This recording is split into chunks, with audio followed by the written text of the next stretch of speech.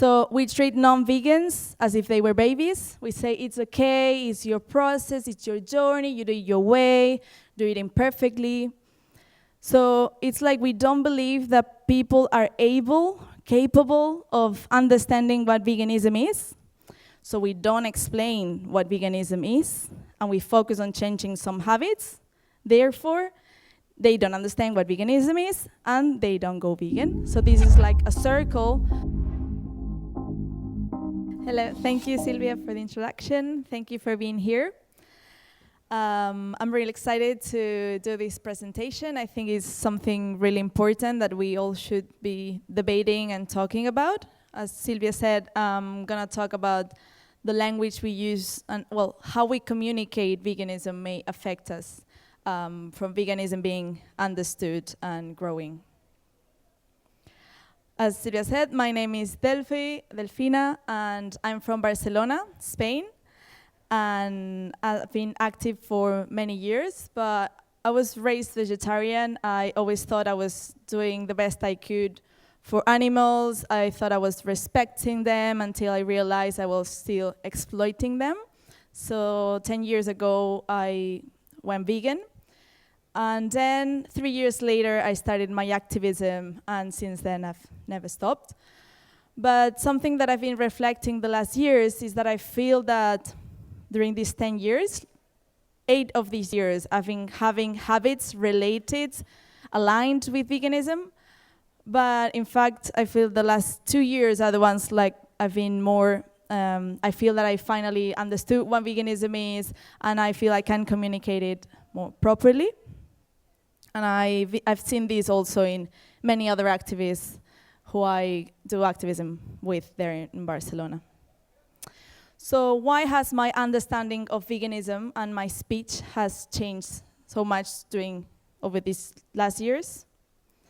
Firstly, because I've joined a group of activists, a big community there in Barcelona, and I've traveled also to other cities. I've met other activists, and we're constantly debating, informing each other, challenging each other's thoughts, and trying to grow as activists, and always try to do our best and improving our speech as well, and how we communicate veganism. That has helped me a lot. Also, during my activism, as many of you, I guess, I go out to the streets and I talk with non-vegans, and I see that veganism is still not understood. So that has also raised some questions, right? Like, why isn't veganism not growing? Why is not moving forward?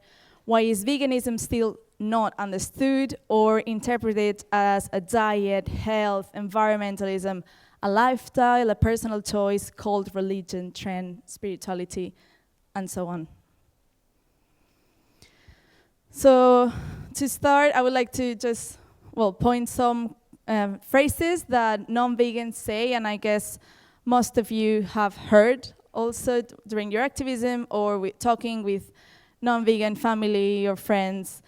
Sentences like, I just eat a little bit of meat. When you talk about veganism, they respond these kind of sentences. Or they say, oh, you're vegan? Oh, you must be really healthy, but veganism is really expensive. So this shows us that they are relating veganism, or they understand veganism as a diet or as a health choice. Then they say sentences like, okay, I eat meat, but at least I don't go to zoos, aquariums, bullfighting arenas, or I don't consume cosmetics tested on animals. And it shows us that they are kind of classifying the different types of exploitation, or maybe that they are against cruelty, but not all types of exploitation. They still not understand what veganism is. This one is really common. For example, they say, oh, I also love animals. I rescue cats, for example. Or I'm also against animal mistreatment, and I care about animals. I just eat organic, grass-fed meat, for example. So they are relating veganism with welfareism or the love for animals. And you know that you don't have to especially love animals to respect them, right? And also, for example, I respect you choosing being vegan, but you should respect me not choosing to go vegan. This is a really typical one. They see veganism as a personal choice and not as a moral obligation that we all should do.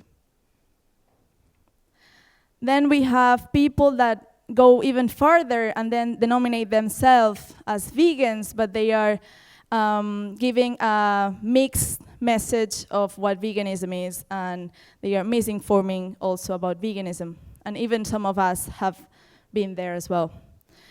For example, they say, yeah, I'm vegan on Mondays, when the fact is they are maybe just plant-based on Mondays, or they eat more veggies or things like this. They are still relating veganism with the diet. They say, yeah, I'm vegan for the environment, I'm vegan for health.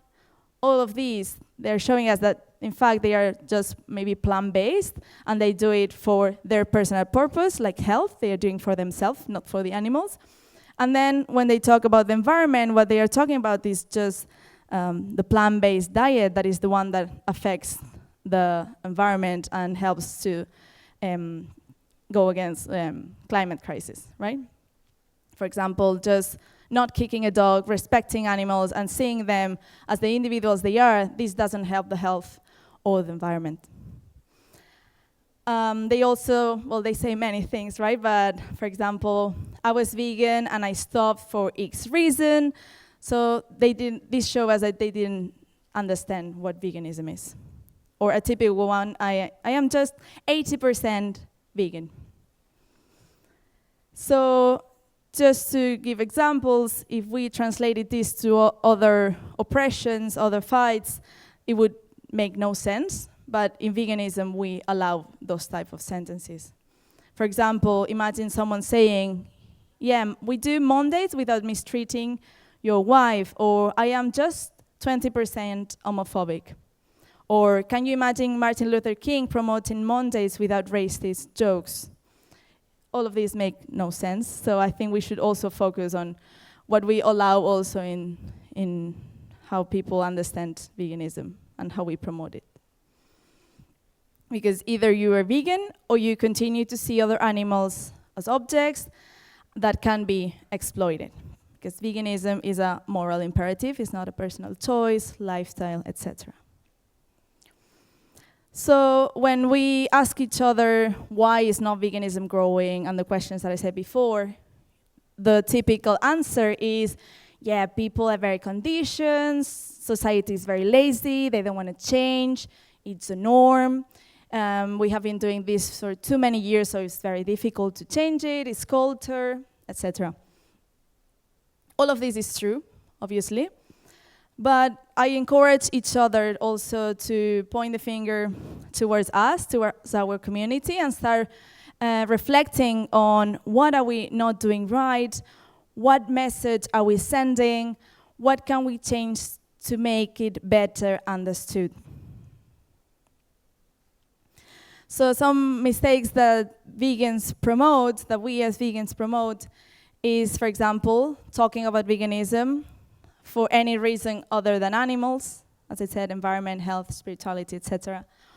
We sometimes encourage in other people, for example, doing, yeah, you can start by doing meatless Mondays, or eating eggs from free-range without cages instead of eggs that come from chickens inside cages. So we are kind of classifying, we're giving the message that we can classify the types of exploitations, or for example, that some exploitations are worse than other ones. You should stop eating meat, but don't worry, you can still drink milk and contribute to other exploitations. We sometimes see each other encouraging other people to reduce consumption, or encouraging them, okay, you can start, you do it your way, you can start being vegetarian or pescatarian or flexitarian, you can adapt it your way. So we're still giving the message that veganism is a personal choice, or that we can adapt it on the way it benefits us as humans. We also encourage animal welfare, for example.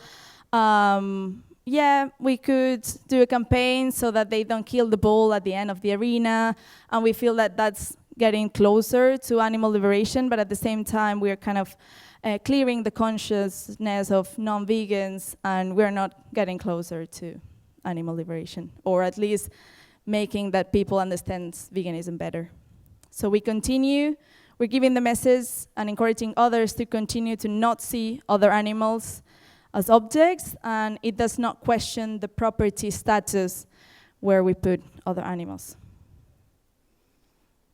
Sometimes we do this because we say, no, but everything that we do benefits animals, doesn't matter what. This is how we reduce suffering while we achieve animal liberation. Like, these are the first steps, and then we will achieve animal liberation in the future. We say animals don't care if someone stops eating them or exploiting them for health, environment. They don't care the reason why we do it. But then at the end, we see also non-vegans, like vegans stopping being vegans. So they didn't have like a good reason to continue doing that. We're giving the message that creates misconceptions about veganism in society, and we're stopping veganism from growing and having more vegans and being less animals being exploited and being closer to animal liberation. Another thing that we do is encouraging non-vegans to take baby steps, or encouraging them to change little habits, like habit by habit by habit, instead of focusing on changing the way we see other animals. So we treat non-vegans as if they were babies. We say, it's okay, it's your process, it's your journey, you do it your way, do it imperfectly. So it's like we don't believe that people are capable of understanding what veganism is. So we don't explain what veganism is, and we focus on changing some habits. Therefore, they don't understand what veganism is, and they don't go vegan. So this is like a circle that we cannot go out from it. I also feel that we focus a lot of our energy in talking about food, recipes, restaurants, or restaurants with plant-based options, promoting also those practices, behaviors, or consumption habits related to veganism. And because we think that if we have more plant-based options, there will be more vegans as well, and we will achieve animal liberation sooner. But we're not focusing that much of our energy in eradicating the idea that animals are considered property or things. We don't put that much energy on thinking new strategies, new ideas, new tactics, or on reflecting on our speech to create that vegan world that we want to see. Every time we see more and more plant-based options in the supermarkets, but the numbers of vegans is hardly increasing. We don't even have the exact number, because the studies that we have just show us how many plant-based people do we have, but the ethics of people is really hard to calculate. And the number of victims are still increasing every time around the world.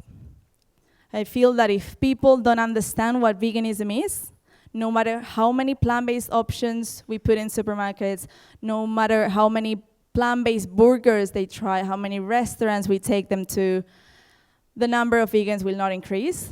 And maybe people are eating more veggies, they are eating more plant-based, but they will not go vegan if they don't really have a big motivation and they don't understand what veganism is.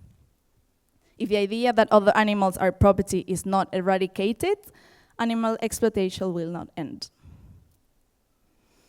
So a plant-based product won't change your ethics, but your ethics will change your behavior. So concepts that we use as vegans, and I encourage us also to question them. We talk a lot about non-vegans, but we talk about them saying words like, nouns like carnivores, meat eater, carnites, omnivores. So we are referring at that people as if veganism was just a diet, and we also keep misinforming about veganism. We talk a lot about vegan food, vegan recipes, vegan restaurants, and it also encourages the message about veganism being a diet. Also, lately I've been not calling vegan food plant-based, I call it plant-based food. I feel food doesn't have a morality, so we should just call it plant-based food, which can be eaten by anyone. Then we do this a lot. We call our companion animals, I have a vegan dog, I live with a vegan cat or rabbit, but they just have a plant-based diet. They do not seek for animal emancipation, and they can exploit other animals. Again, we're seeing veganism as a diet. And then we say a lot, friends, not food, veganism is love, as if we had to love animals to respect them. We also talk about stop funding these industries. You can still exploit other animals without money involved.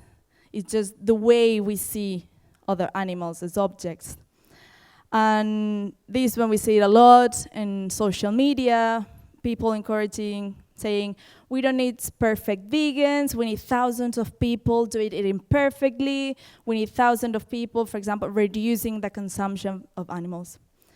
So obviously there are not perfect people, so therefore we cannot be perfect vegans, but that does not justify not rejecting the use of animals completely. So why not have thousands of vegans actively being abolitionist activists? The words that define an entire movement are extremely important. So we have a clear purpose. When they are distorted by ignorance or because it suits us, humans, the victims, the other animals, are the ones who pay the consequences. So what is veganism? It's the ethical principle of the emancipation of animals from the exploitation to which they are subjected by man. So we developed the doctrine that humans should live without exploiting animals. And in this definition, they use the word exploitation, and I believe this is a really good word to incorporate in our speech, which means the use of animals for our benefit. It doesn't mean, like, you can use an animal, you can exploit it without make them feel pain, suffer, without cruelty. It's just the use of them is already exploitation. All type of use is animal exploitation. Veganism is a fundamental ethical or justice principle which rejects the property status that we give to other animals. It is recognizing them as individuals is the minimum basis of respect that we owe the other animals. The basic respect of not being treated as a thing. All sentient beings have a fundamental and absolute right to be treated to not be treated as a resource or objects. They exist for themselves. They value their physical and psychological integrity, just as us humans we value ours.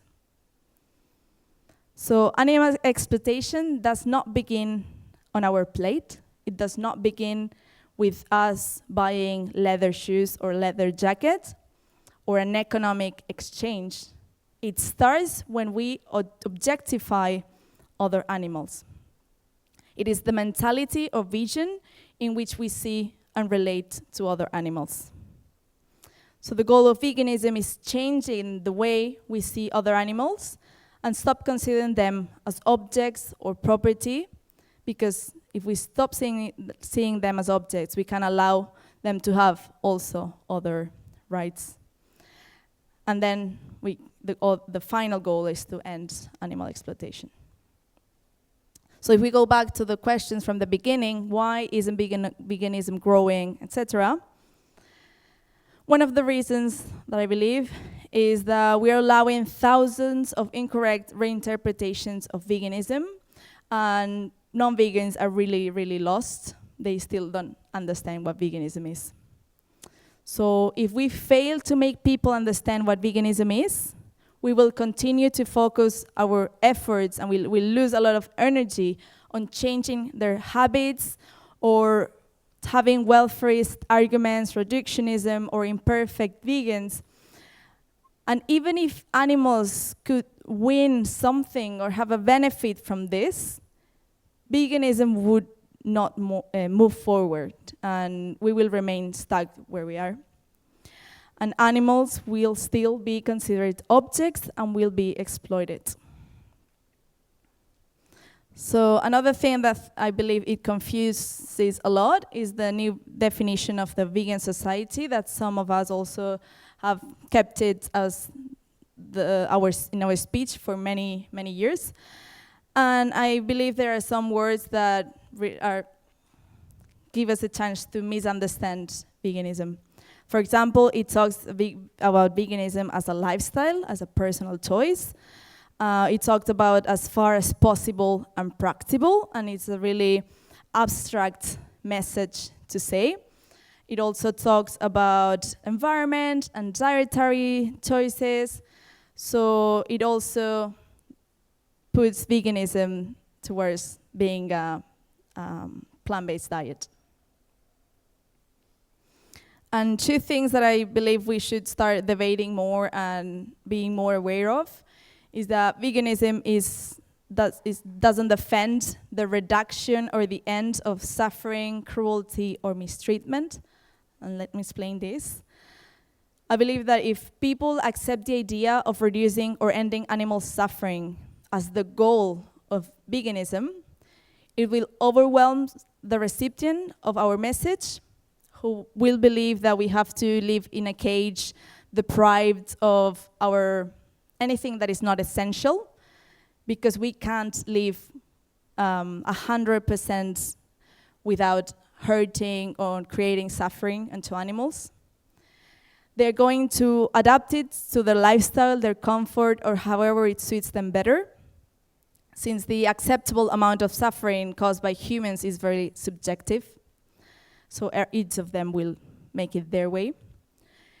Creates a never-ending discussion about the vegan hypocrisy, because we kill ants when we walk, or because we create crop deaths in our food, and it's a never-ending debate. It will also soothe their consciousness instead of encouraging them to respect all animals, and it won't challenge the status of property of other animals. Another thing that we should have in mind is that veganism doesn't defend the improvement of conditions under which they are exploited, which will be welfareism. If people accept the idea of welfareism as the goal of veganism, they will believe some degree of exploitation is acceptable or moral. They would fail to recognize that other animals can be exploited even in very good conditions or environments. And again, it will soothe their consciousness instead of encouraging them to respect them, and it won't challenge the property status. So why is it important that more people understand what veganism is and go vegan? Obviously, we all know why. There are thousands, millions of animals being exploited right now, and it's an urgent matter, and we have to communicate that urgency to others as well. Other animals need more vegans who educate themselves about veganism and start amplifying their voices by raising awareness about their situation and about veganism to achieve total animal liberation. So obviously everything I said is, you can apply it if you're vegan or if you're a vegan activist, but I always would encourage people to take that step farther and start doing activism to not just not be part of the injustice, but also do something actively, anything you can, do something active to stop that injustice as soon as possible. So I believe that we can make veganism grow and be closer to animal liberation if we inform ourselves and reflect on veganism. We dedicate that time to exercising self-reflection, questioning prejudices and cultural indoctrination, because other animals need us to be informed activists for the liberation at all times. So it's essential to read, debate with other activists and research and reflect. I believe that we can achieve this if we never stop questioning and improving our speech. if we start talking about veganism as the ethics and not as a lifestyle, personal choice, etc. And we can achieve this if we actively raise awareness through activism. So if we apply all this to our activism and our speech and how we communicate veganism. So when communicating veganism, we focus on stripping all the misinterpretations of veganism. So we go and start planting seed by seed. And we don't focus on changing non-vegan habits one by one. We will drain doing this, and because it's a limitless. There's a list of limitless habits that people do that exploit animals. And if we educate on the idea that other animals are not our property and deserve to be free from human exploitation.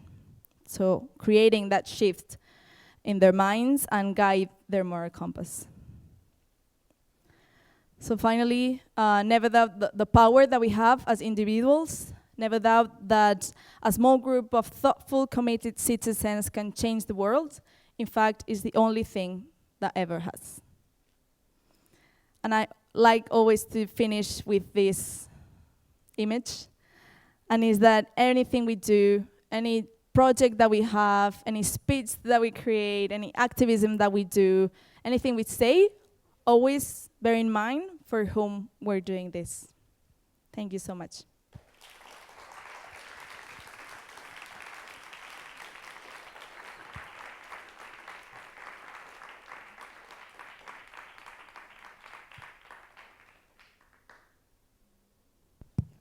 Thank you very much for your speech. We have some time for questions. So.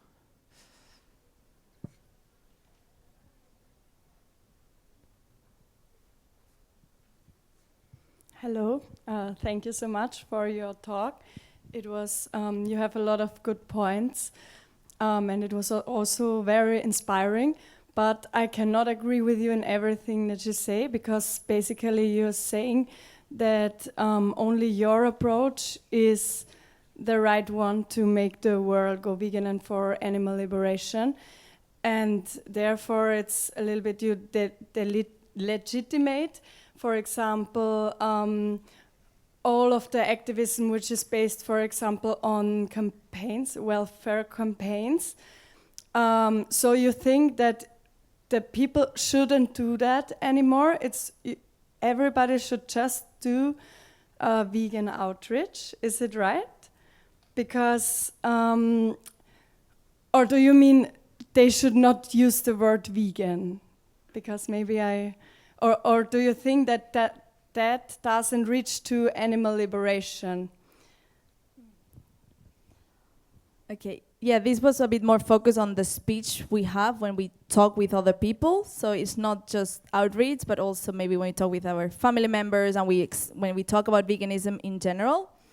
I do believe that maybe if we want to create a more institutional change, if we go and say, okay, I just want you to consider all animals as the individuals they are, it will not work. So we always have to maybe have other tactics and create other change if we are focusing more on the institutional change and government change. But when we are talking to one-to-one and talking to our society in general, I do believe that as the person that was talking before, like we should aim high and then people will adapt it their way. Like we don't have to be the ones encouraging them to do the baby steps or to thinking that veganism is welfareism. I don't know if I answer your question.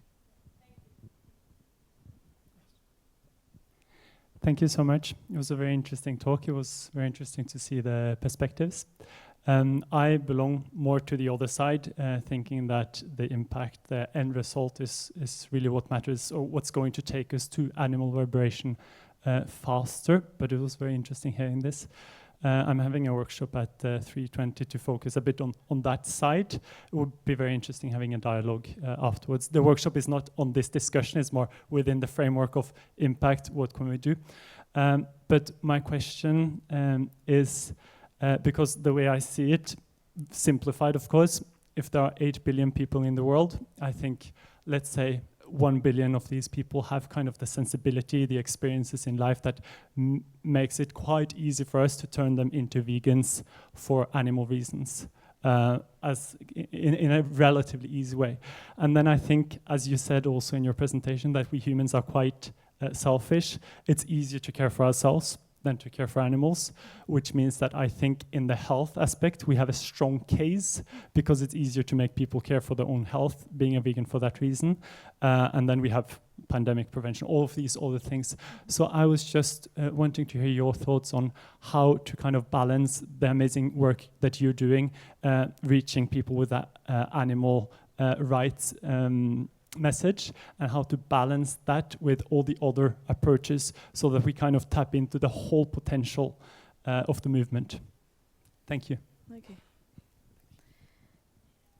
Okay, I don't like to mix animal rights, veganism with health, and I think you could see it in the presentation.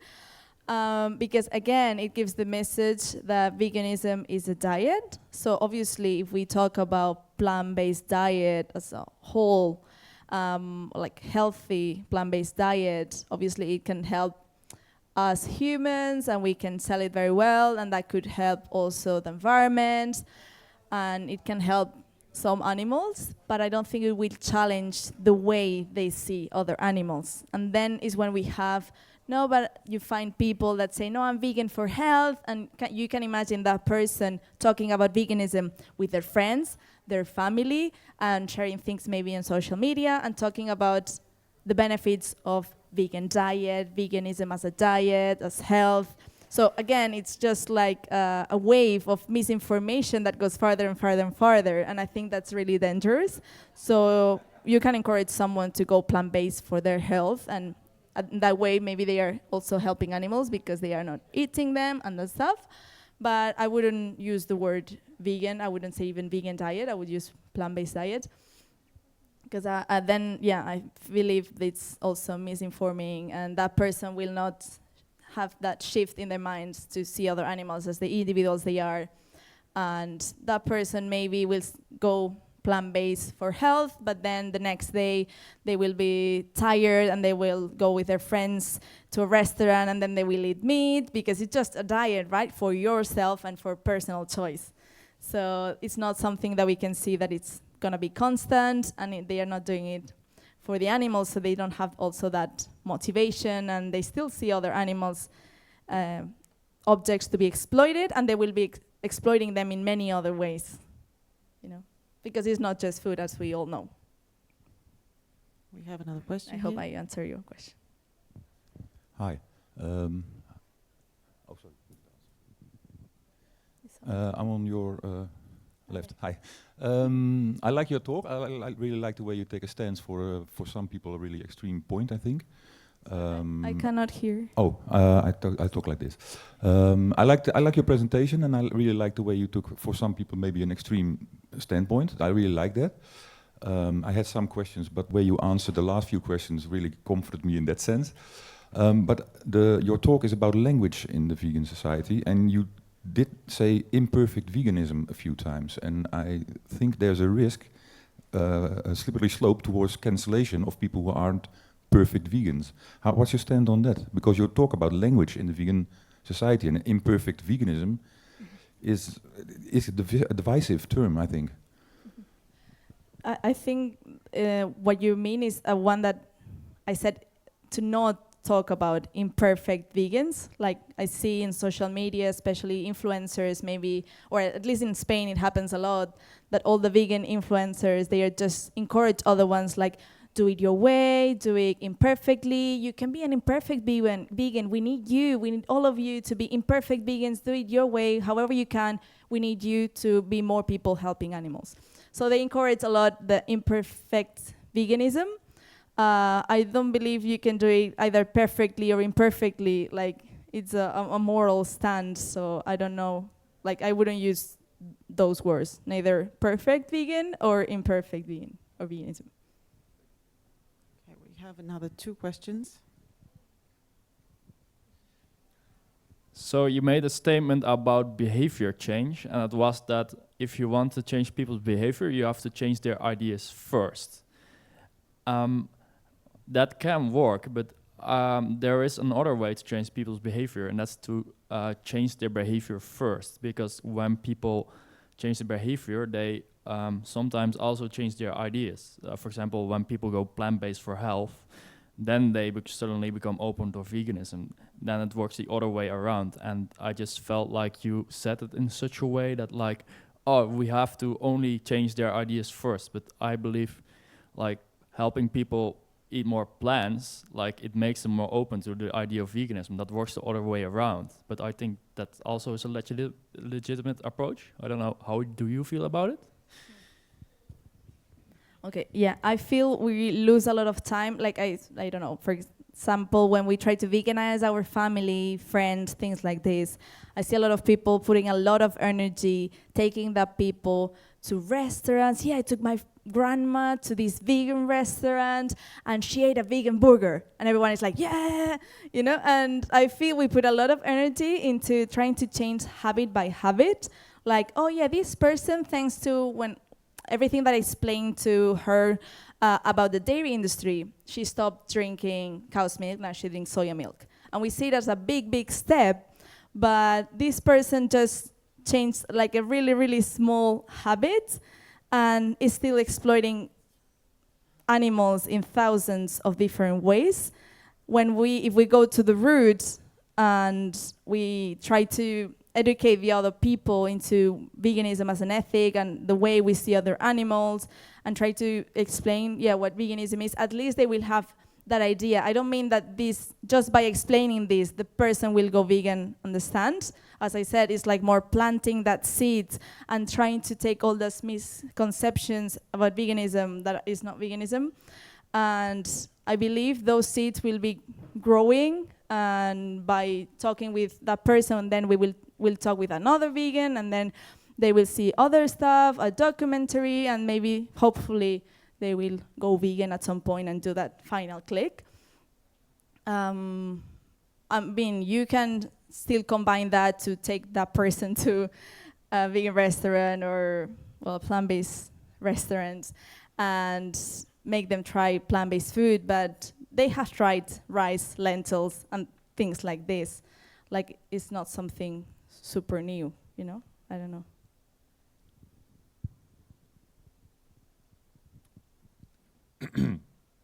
Now I'm going to be really annoying and say that I fundamentally disagree with you. I am surprised by the focus on veganism, which is, according to me, a boycott lifestyle. The vegan society has a good definition. Veganism is not a movement, animal rights are. Rights are political and thus linked to a movement. Speciesism is linked to an oppression, thus politics, thus a movement. A lifestyle is fundamentally human-centered, individualistic, and depoliticized. In France, we even see a refusal to use the word vegan within the animal rights movement. Now, my questions are, have you already considered that the vegan society has a legitimate definition of the word?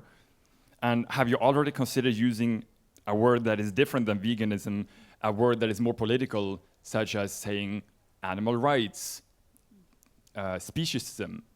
Thank you. Okay. Yeah, we have had this discussion a lot, at least in the Barcelona Animal Safe group. We are discussing a lot if we should use more the word veganism or speciesism, anti-speciesism, and there's a lot of debate into that, and I think it's quite polarized. Like, a lot of people have a lot of different opinions. I think I still defining my opinion, like strong opinion on that. I'm still getting like more informed, but I think I've decided to keep using the word vegan, even if maybe it's confused by the vegan society and still like that, but I believe if we go to the original definition, this will help us to clarify also a lot of stuff and try to keep fighting for that definition to be clear and take all those misconceptions that people already have.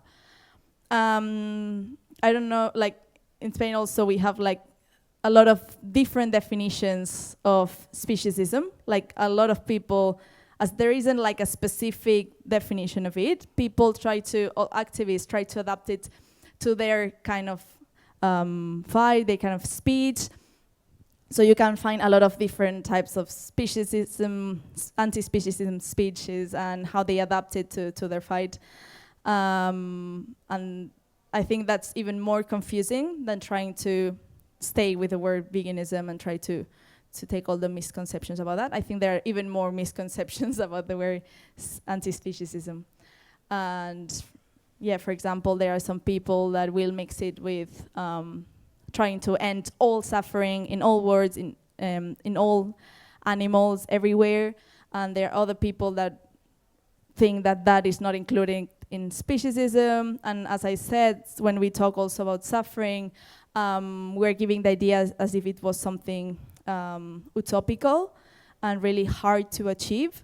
And I believe that also will take people like move forward from the going vegan or doing animal rights. Or I'm afraid we have to end it here because we don't have much time left. So please, thank you, Delfina, again. thank you.